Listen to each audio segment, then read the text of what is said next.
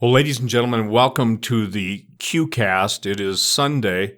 It is, I guess, Super Bowl Sunday. Obviously, you can tell I'm not interested in dealing with La La Land when there's so many horrific events going on. But the thing that's been laid on my heart, and I want you all to listen to this, is that the ongoing Fukushima nuclear holocaust that's still so horrific in the ramifications of what it's doing not only to the sea life in the entire Pacific Ocean along the coasts of the United States down into Latin America, South America, but all the cases of thyroid cancer and all of the different mutagenic, which means the mutant-causing effects even in children along the West Coast. Now, why I'm really excited to and excited is not the good word. Why I'm really exasperated to have to bring this up today is the fact is that the entire dialogue coming from Fukushima has been a lie. It is probably the most detrimental and dangerous environmental disaster of all time. There are those that absolutely believe it was generated. If you can go back to Sam Cohen, the former defense secretary, the ability to generate everything from earthquakes to tsunamis is a given. Even on YouTube, there's a fabulous video, and I'm trying to think when it was, but anyway, it shows like blue beams going into the heart of the reactor.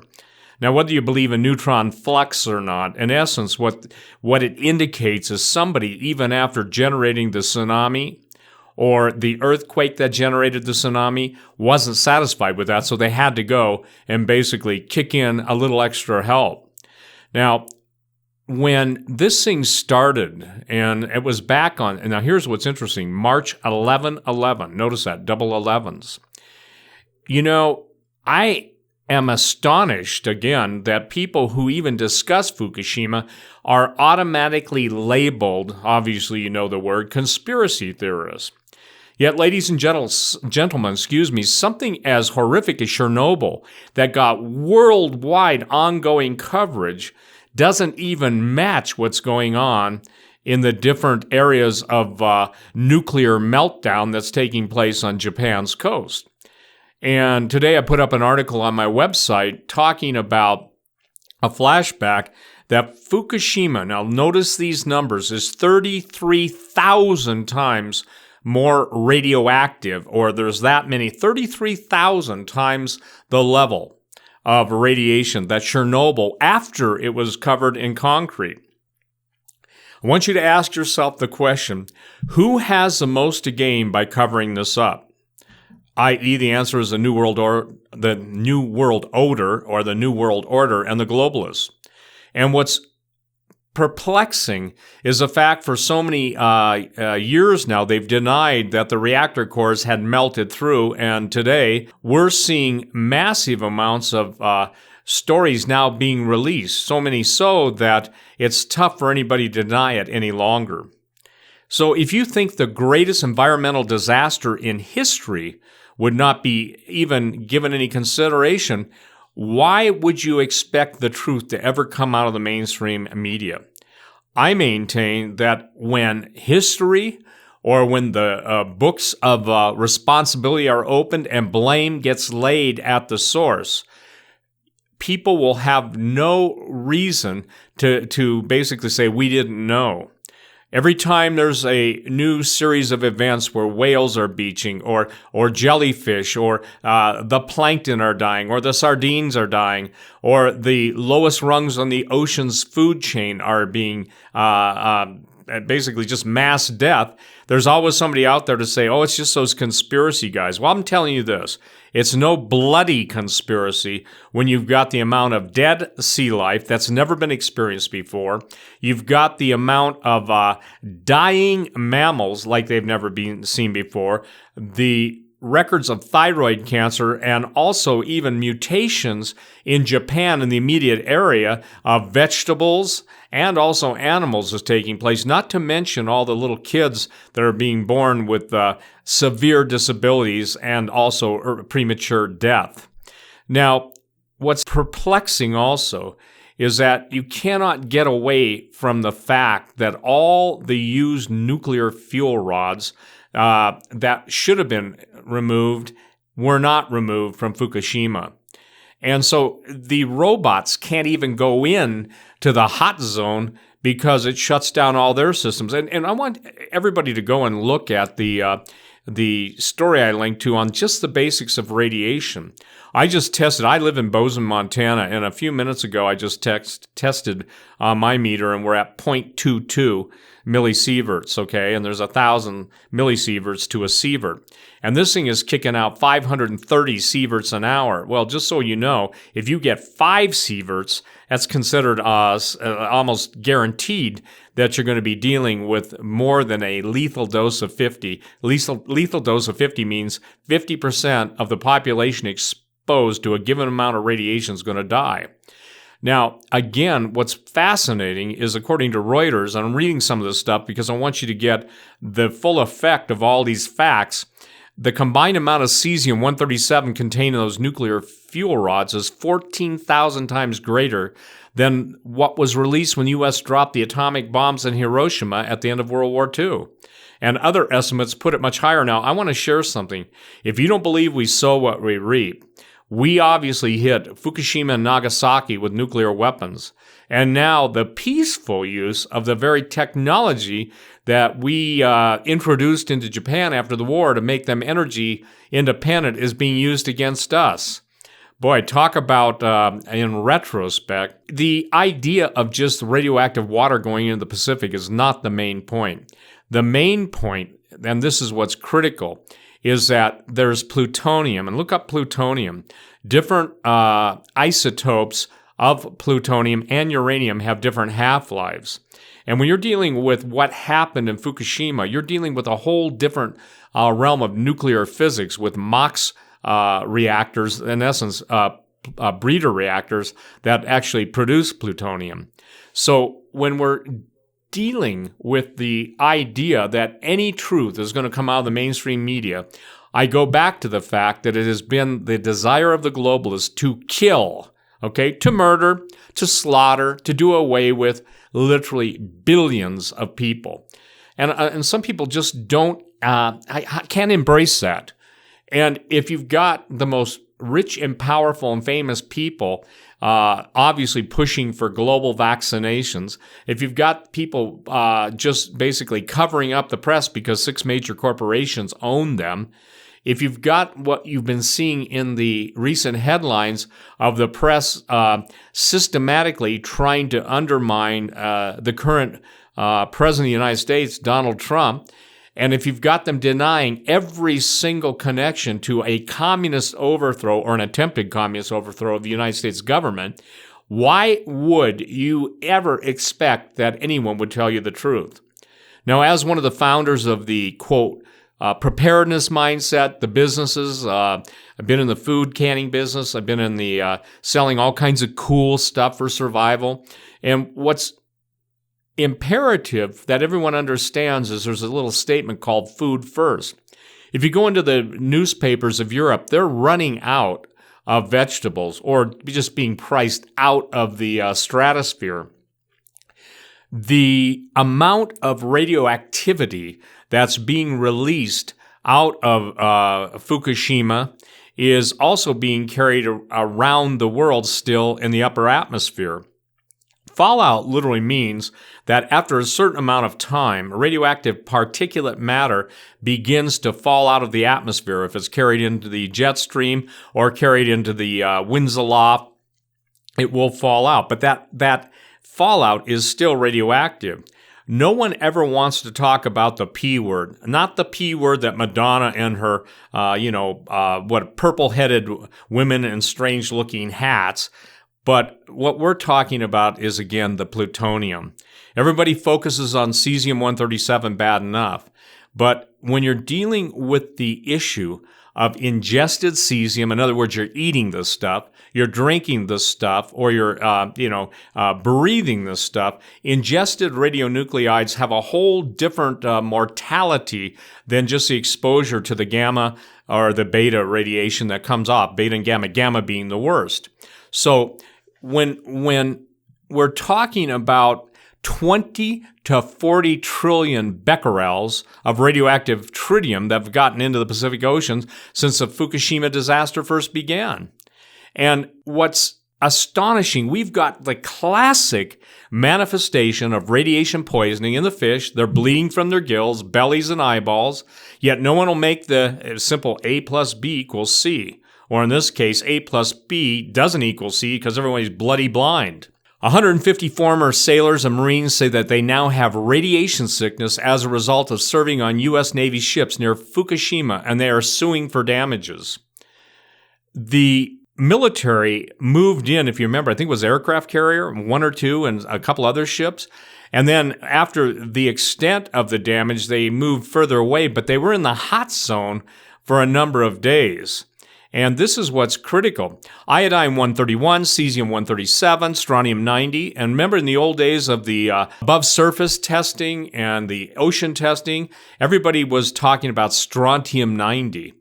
But what is problematic is that those of us in the northern hemisphere are going to be especially subjected to that. Now, this is why the old days when a lot of prep companies were telling you to get potassium iodate, telling you to get the different iodine derivatives, because iodine-131 can be ingested in the thyroid where it emits beta particles that damage tissue. And when you start damaging the thyroid, it messes with the entire endocrine system, and it can stop physical and mental growth, and ancillary ailments, including cancer, especially lung cancer, become problematic. Now, the cesium-137 from Fukushima has been found in fish caught all the way down to California now, by the way. It spreads throughout the body, cesium-137, spreading throughout the body, but needs to pretty much accumulate in the muscles.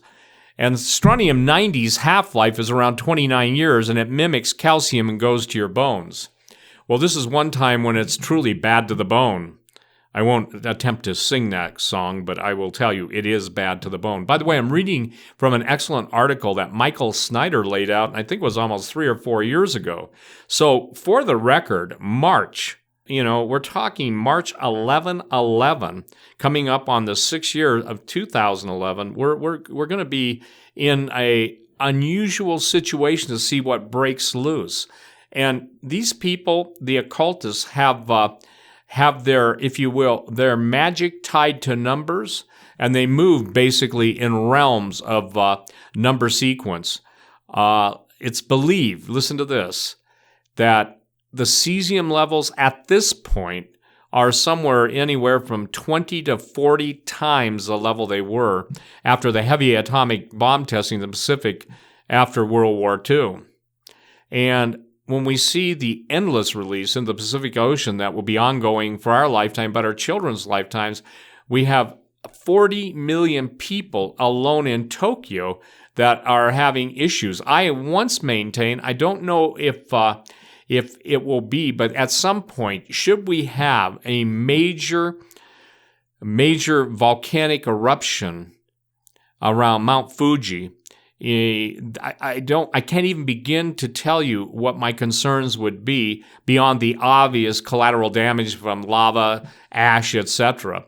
But every day that this thing continues on, we should understand that the entire west coast of the United States and up into Alaska, down all the way into South America, obviously Latin America, on the western side of the Pacific, is becoming more and more at risk of very, very dangerous and damaging ramifications in the bodies of the people. So what am I saying we should do? Number one, stay on this Fukushima thing. Like I said, for the last couple of days, I'm trying to follow the direction of leading in my heart that I think is critical at this point. And when I start seeing so many lies clustering, that tells me that the mainstream press, or that, let's just say this, the control press, is trying to do damage control in anticipation of some really bad news coming out.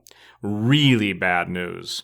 we're talking about areas now that are going to be the DZs, the dead zones in the Pacific Ocean.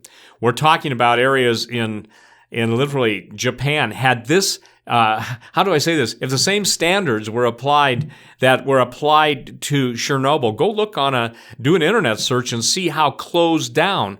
And literally, it's a no-go zone going into Chernobyl. And you're talking about something in Fukushima that's 33,000 times more radiation. And people just kind of go, so what? Now, you can say, well, you're not saying so what, but what can you do about it? Number one, you hold your representatives accountable. Hopefully, with the new president, the new cabinet, people begin to see how this is. Now, I want to share something. There was a gentleman who developed a form of what would be called photoremediation of nuclear fission or nuclear byproduct breakdown. He was murdered. He had a company in, I think, Boise, Idaho, and I used to know his name because I used to talk about him all the time. But there are ways of neutralizing radiation known to the inner circle. But why would they neutralize? Again, I want to say that word, photoremediation. And if people don't think it isn't a big deal, then ask yourself, who has the most to gain by killing the guy that came up with probably one of the most brilliant ways to render active radioactive particles, just basically neutralize them. So the reality of what is happening is that it's planetary in scope. Getting back to all the most powerful men, the richest men. Remember, these are the people that want everybody else but them dead. And they're being generous, They want to leave about 500 million people, obviously Georgia Guidestones, but everybody who is a population control freak is wanting the acceleration of people just simply die. Because, ladies and gentlemen, they're the elite. So many of them want to be gods. Yet you're a useless eater. And by the way, if you understand that what is happening now in the northern hemisphere as well as the southern hemisphere, those of you who have ever been to Mallorca, Spain, or even into the Sahara Desert, when they got snow there, they got problems. When you're seeing snow in Australia, when you're seeing snow throughout Southeast Asia, when you're seeing, if you will, anomalies that are off the chart because there were no charts capable of literally pinpointing the amount of damage being done. And so I want you to really pay attention to those articles I'm putting up on Fukushima and especially on the remediation, because one of the things you're going to have to move, and I'm saying this, at what level? Here's a question I'm going to pose to everybody who lives from Seattle down to the Baja.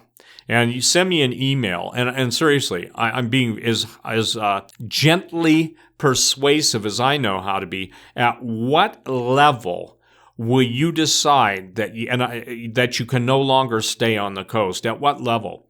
Go and look up, exposure levels to radiation. And look up, that some of this stuff is 530 sieverts, not millisieverts, sieverts an hour. And the thing is if you look at, lethal dose over a lifetime, I think most of the charts are 275, and that's over your lifetime. If you were exposed to just, thousands of this, they'd be treating you for radiation sickness. So that's why the fish are bleeding. Well, that's why they're being mutated. That's why everything's beaching. That's why they're dying. The food chain is interrupted. And ladies and gentlemen, when the plankton goes and when the sardines go all the way up the food ladder and the ocean, everything goes. And when the food goes, we go. So please, that's something that I really want you to consider. Again, this is Sunday. And we're talking about the very things going on in the oceans of the world. And when we're recorded in history, and by the way, Southern Hemisphere is not going to escape this. When history looks back or even the judgment books are opened, if you ever have heard the statement that I used to coin on the talk, I think I coined it on the talk radio, I know I did, dumb unto death. Now we're going to have to move to even a little stronger wording, denial unto destruction. yours. If somebody says this is a conspiracy theory, fear-mongering, ask them to go tell you what the lethal dose of radiation is. Ask them to give you the background on Chernobyl. Ask them to give you the background on, obviously, the cover-up and cover-over of what's been going on with the amount of radiation and also the core of the reactors melting through. They've known it for a long time. So it's becoming more and more problematic.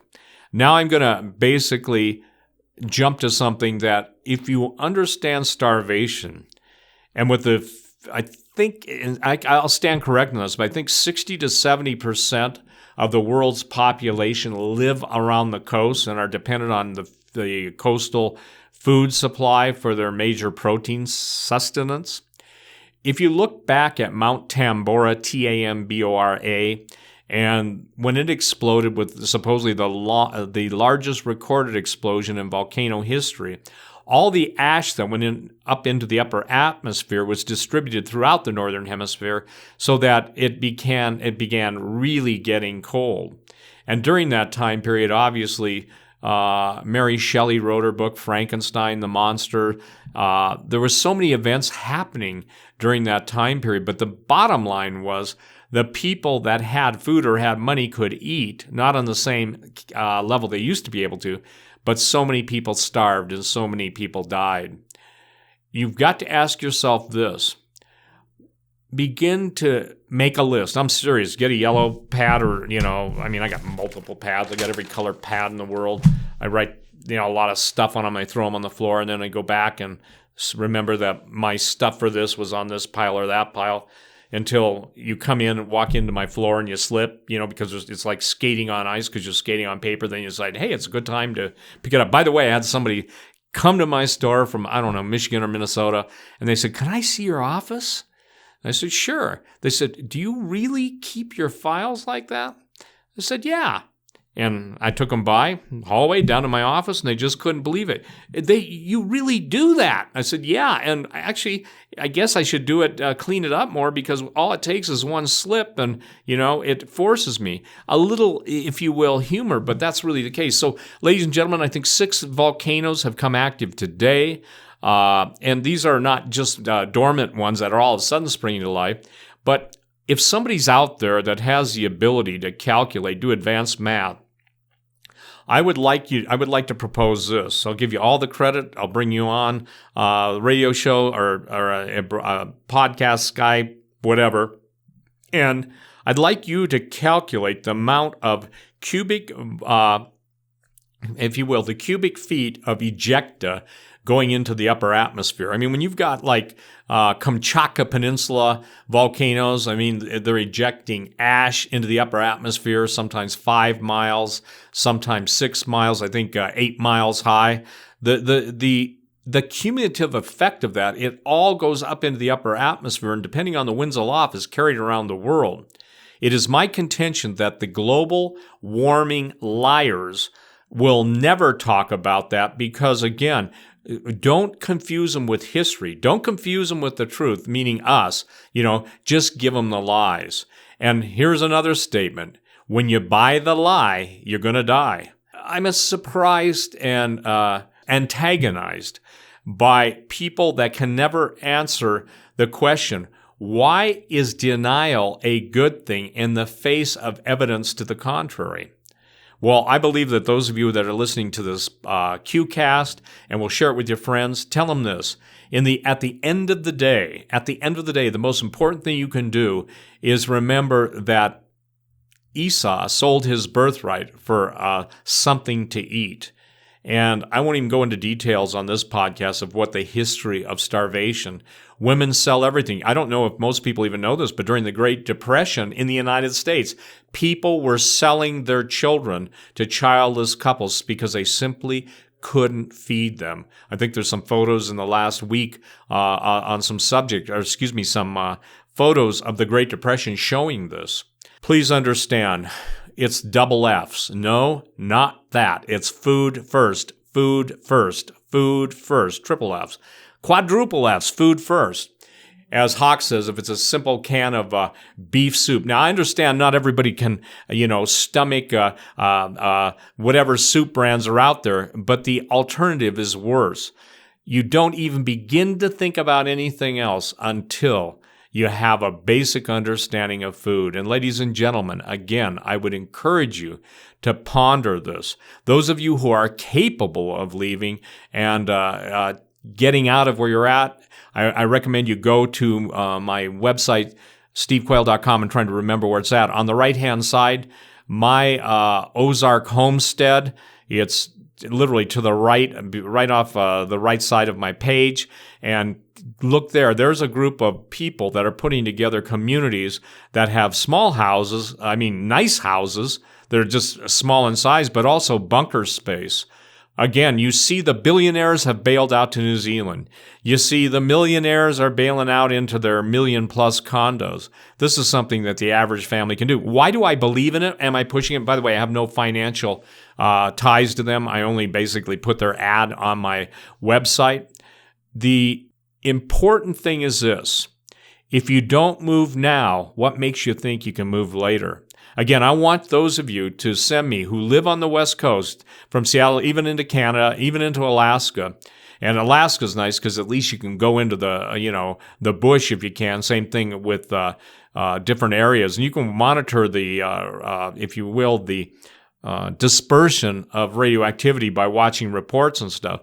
But even then, whenever there's a surge in radiation, that's taken down also. Everything is designed in modern mainstream vomit brokering to keep the truth out of you. So here's the deal. Email me, steve777@stevequayle.com, and tell me, if you live on the West Coast, even in South America on the West Coast, at what level, what is it that you're waiting for? I'm not going to make fun of you. That's not the point. I got to get my understanding here. At what level radiation or what event will you have to basically support your decision to move? And if you think about, well, I got a job and stuff, then pray about getting a job someplace else. But I would like to hear from you. Well, listen, God bless you. Thank you for tuning in today to the QCast. Again, we'll get this up as fast as we can. But pay attention. If I put for information or background stories on my website, sometimes I won't say anything because I don't want them to pull them off.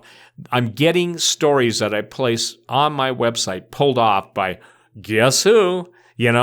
There's 26 letters in the alphabet, and I ended up dealing with primarily 3 of them all the time. So if you would be so kind, ladies and gentlemen, please start thinking about this. It's more about your family than it is you.